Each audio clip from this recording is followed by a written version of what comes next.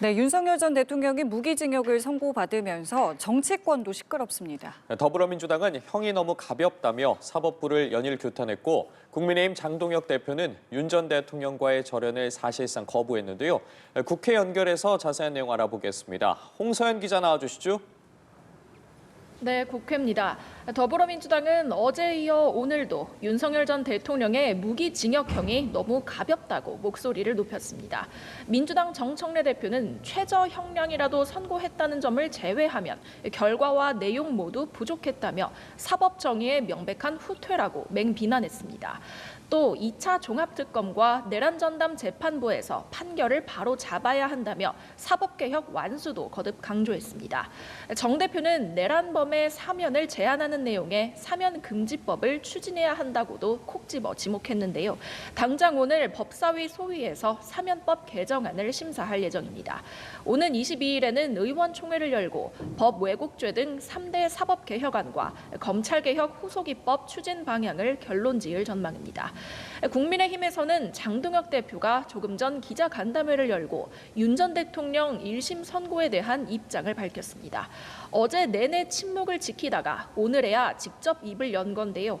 안타깝고 참담하다고 오늘 땐 장 대표는 계엄이 내란은 아니라는 입장을 재확인하며 1심 판결이 이런 주장을 뒤집을 근거와 설명을 내놓지 못했다고 주장했습니다. 장 대표는 판결문 곳곳에서 발견되는 허점들이 지규현 판사가 남겨놓은 마지막 양심의 흔적이라 믿는다며 집판사를 옹호했습니다. 그러면서 화살을 이재명 대통령에게 돌려 이 대통령의 재판을 즉시 재개해야 한다고도 촉구했습니다.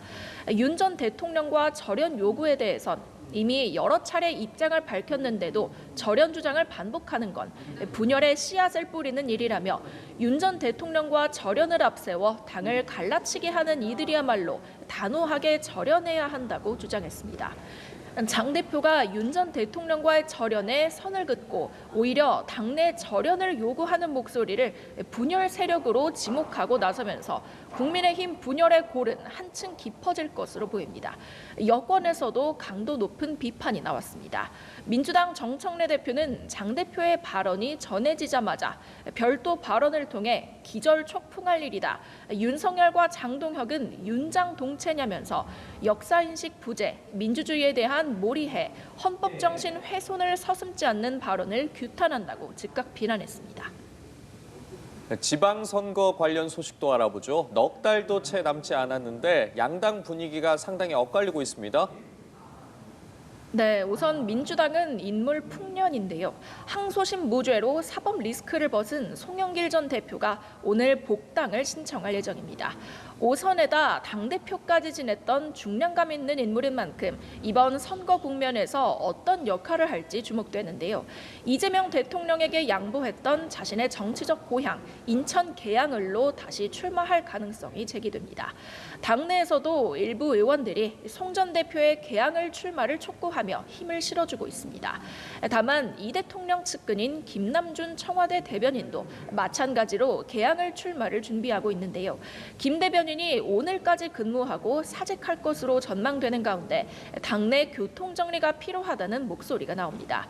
본선보다 민주당 내 경선이 더 치열하다는 평가가 나오는 민주당과 달리 국민의힘에선 인물난에 당 내홍까지 겹쳤는데요.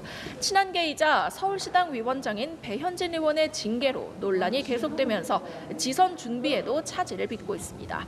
서울시당 위원장으로서 서울 공천 실무를 담당해온 배 의원의 손발이 묶이게 된 겁니다. 최근 장동혁 대표와 오세훈 서울시장 간의 갈등이 깊어지는 가운데 배 의원의 징계가 사실상 오 시장의 공천을 견제한 것이라는 분석이 나옵니다. 당내 친한계를 중심으로 배 의원의 징계를 취소해야 한다는 요구도 빗발치고 있는데요.